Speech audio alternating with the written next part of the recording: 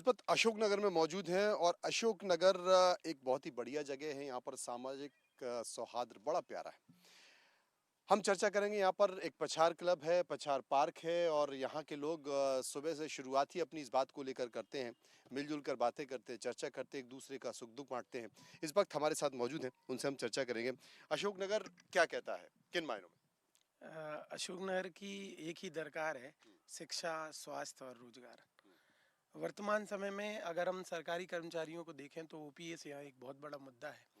और इसके बाद अगर शिक्षा के क्षेत्र में देखें तो वो फैसिलिटीज़ डेवलप जो होनी चाहिए थी वो बाकी में डेवलप नहीं हो पाई। तो कांग्रेस ने तो कह दिया कि ओपीएस ओके है।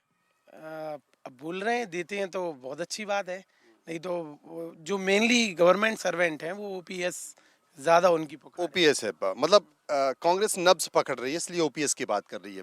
विधानसभा चुनाव को फिर से आ गए। हर बार जनप्रतिनिधि जीत कर आता है और बहुत सारे वादे करता है। आप मानते हैं कि जनप्रतिनिधि जो वादे करता है उन वादों को खरा उतरता है, पूरा करने की कोशिश करता है, या एजेंडा कुछ और हो जाता नहीं, कुछ तो वादे पूरे होते हैं। 100% तो वादे पूरे नहीं हो सकते।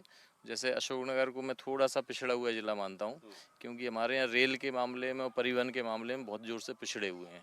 एक भी नेशनल हाईवे नहीं है, इवन राजधानी तक जोड़ने के लिए 4 लेन की व्यवस्था नहीं है।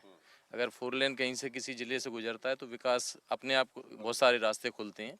जैसे रेलवे की अगर देखें तो अशोकनगर से भोपाल या इंदौर डायरेक्ट कोई ऐसी ट्रेन नहीं है जिसमें आप दिन में 2-3 बार सफ़र कर सकें।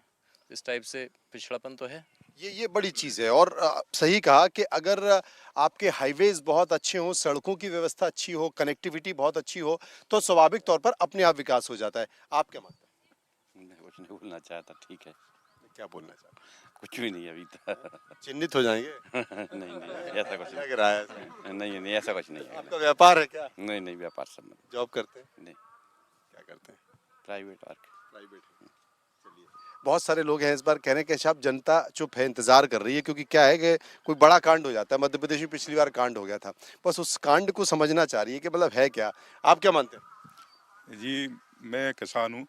केवल मैं सिंचाई की व्यवस्थाएं हमारे ज़िले में बहुत कम है। सिंचाई के मुद्दे पे कुछ हो सके तो कहना चाहूँगा बस। आप इधर आ जाइए, क्योंकि उधर धूप है। आप क्या मानते हैं? सर, मैं ये बोलना चाह रहा हूँ कि अशोकनगर में कुछ भी विकास नहीं हुआ है और जो भी जनप्रतिनिधि आए उनको विकास पे फोकस करना चाहिए सर। तो काय पे कर रहे हो? सर विकास अशोकनगर के विकास पर फोकस नहीं हो रहा तो क्या खुद के विकास पे हो रहा बहुत पिछड़ा हुआ मतलब एरिया है अपना ये। और भी अपन कहीं जाए तो वहाँ बहुत विकास हुआ है, तो कुछ ना कुछ तो करना चाहिए। अशोकनगर में अभी विगत 5 वर्षों में पहली बार इतिहास में ऐसा रहा है कि लोकसभा सांसद, राज्यसभा सांसद, 2 मंत्री रहे, इसके बाद भी विकास नहीं हो पाया। नहीं हो पाया। ये देखिए, मतलब केंद्र में भी आपका प्रतिनिधित्व है। मैं आपको बता दूं कि ज्योतिरादित्य सिंधिया की पुरानी कॉन्स्टिट्यूंसी यही है। अभी तो वो राज्यसभा में है और आपका कहने का जिक्र है कि राज्यसभा से होने के बावजूद भी केंद्रीय मंत्री हैं। प्रदेश के मंत्री, प्रदेश मंत्रिमंडल में भी मंत्री यहीं के हैं, विधायक भी यहीं के हैं, लेकिन बावजूद इसके जो विकास होना चाहिए वो हो नहीं पाया। विकास हो किस करा समझ में नहीं आ रहा। विकास क्षेत्र का तो हो रहा है विकास, और लग भी रहा है कि विकास होगा यहाँ पे, और सरकार बनेगी दोबारा भाजपा की। युवा क्या कह रहे हैं? सर ये युवा जो है यहाँ के, उनको रोजगार में बहुत दिक्कत आती है। यहाँ बेरोजगार बहुत घूम रहा है। पढ़े लिखे भी उनको समझ नहीं आता करें क्या। काम धंधे में जाते हैं तो पढ़ाई छूट जाती है, पढ़ाई करते हैं तो काम धंधे, पैसे से बहुत वो है। ये बड़ा संकट है। ये एक बड़ी स्थिति है। और भी लोग हमारे साथ। जनाब क्या कहेंगे आप? मतलब भाई साहब, यार तो आप ही लोग। सरकार हमारी नहीं है। अच्छा। सरकार तो अभी बीजेपी की है। बीजेपी क्या है, ऊपर से केंद्र में हमारे पास 2 सांसद हैं, केंद्रीय मंत्री हैं, यहाँ मंत्री मध्य प्रदेश में, यहाँ एमएलए हैं, यहाँ पंच से लेके मतलब ऊपर तक बीजेपी की सरकार है।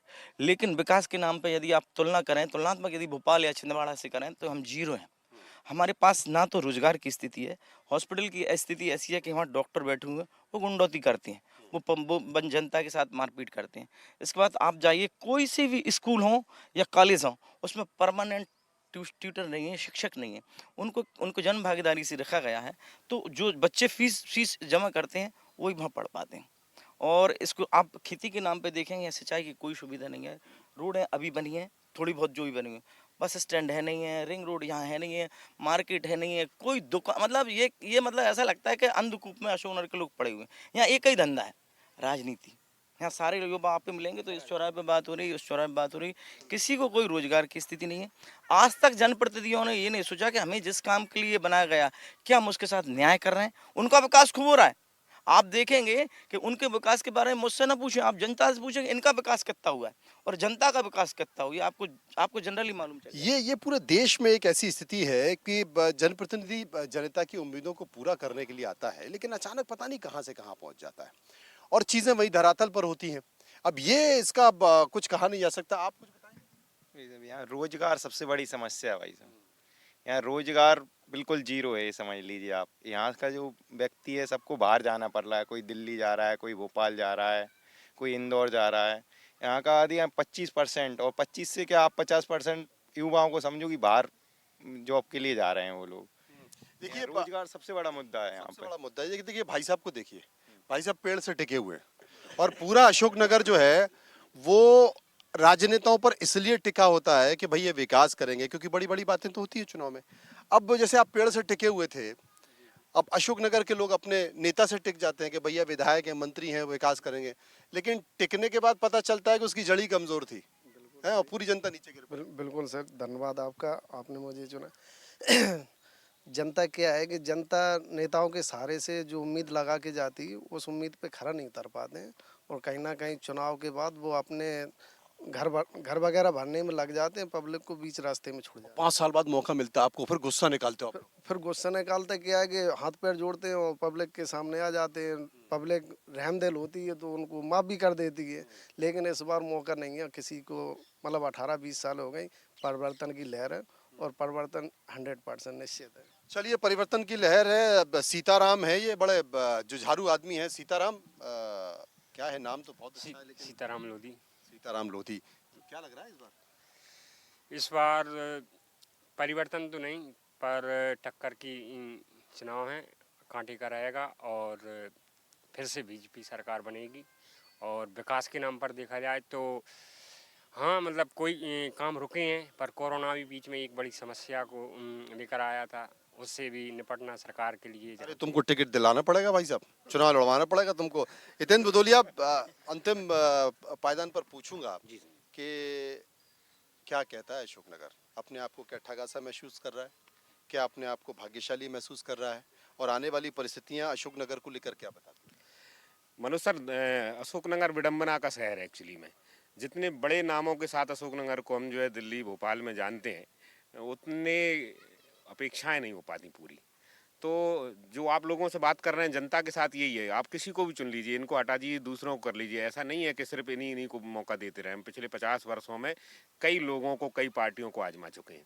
पता नहीं इस शहर का क्या दुर्भाग्य है, या राजनेताओं में इच्छा शक्ति का इतना अभाव है कि वो उसको उस परिदृश्य पे लाने के लिए जुझारूपन दिखाई नहीं पा रहा है कि हम एक मुख्य धारा में खट सकें। जैसे लोग बता रहे हैं हम एक पॉकेट के रूप में बड़े शहरों से कटा हुआ है, बच्चों को जो है एजुकेशन नहीं मिल पा रही, रोजगार का कोई एक सिंगल धंधा नहीं है। ज्योतिरादित्य सिंधिया 18 साल यहाँ रहे, 10 साल केंद्र में मंत्री। तमाम राजनीतिक पार्टियों ने सोच रखा है फ्री दे दो, बिजली फ्री दे दो, पढ़ाई फ्री दे। मैंने देखा कमलनाथ भी कह रहे हैं कि साहब शिक्षा भी फ्री, लाडली बहनों को पैसा भी फ्री। असरबीदार है, उनको भी लग रहा है कि साहब आ रहे हैं। अब भैया कहने लगे हमने क्या बिगाड़ा भाई, लाडली बहना है तो लाडला भैया भी बनाओ। मतलब फ्री की जो राजनीति है उसका असर होता है। बिल्कुल होता है। एक तो असर तो ये है कि जो डायरेक्ट बेनिफिट स्कीमें हैं, जो आप बता भी रहे थे कि दक्षिण से आई और अपने यहाँ अब इतनी हावी हो गई कि वहाँ लोगों के कल्याण और उन्हें ऊपर लाने के लिए किया गया था, मगर यहाँ उसका उद्देश्य सिर्फ और सिर्फ चुनाव है, चाहे वो लाडली बहना हो चाहे कुछ भी। इसका एक सबसे बड़ा कारण, मैं चूंकि इस इलाके से आता हूँ जब किसानों का मामला है, तो जितनी बेनिफिट आई है स्कीम, उससे श्रमहीनता बढ़ी है। हमारे यहाँ मजदूरों की कमी हो गई, लोग काम करने के लिए तैयार नहीं है। फ्री में चीज़ें जो मिल रही हैं उससे जो निकम्मापन आया है, भले ही सरकार इस बात को लेकर दम भरती रहे कि साहब लोगों को आगे बढ़ाने के लिए काम कर रहे हैं, नीचे अगर आप देखेंगे तो समाज में बड़ा विकृति पैदा कर दी, वर्ग संघर्ष होंगे कुछ वर्षों के बाद। तो जितने तमाम सारे सर्वे या बड़े लोग कह रहे हैं कि जितनी जल्दी इन स्कीमों को बंद कर दिया जाए, देश और प्रदेश के लिए अच्छा है। तो आप भी समझते हैं, हम भी समझते हैं कि स्कीमें नुकसानदेह है आखिरी में। बड़ा सवाल है। और आपको बता दें कि अभी जो सरकार का बजट है उसका 80% पैसा वेतन, पेंशन और आपके उसमें खर्च हो जाता है। आप पैसा कहाँ से लाएंगे? और जो घोषणाएं कर रखी हैं, चाहे वो बीजेपी हो कांग्रेस, 50,000 करोड़ रुपए अतिरिक्त चाहिए जनाब, आएगा कहाँ से? जब सरकार आ जाएगी तो बोलेंगे खजाना खाली है, और खजाना खाली है तो फिर क्या होगा?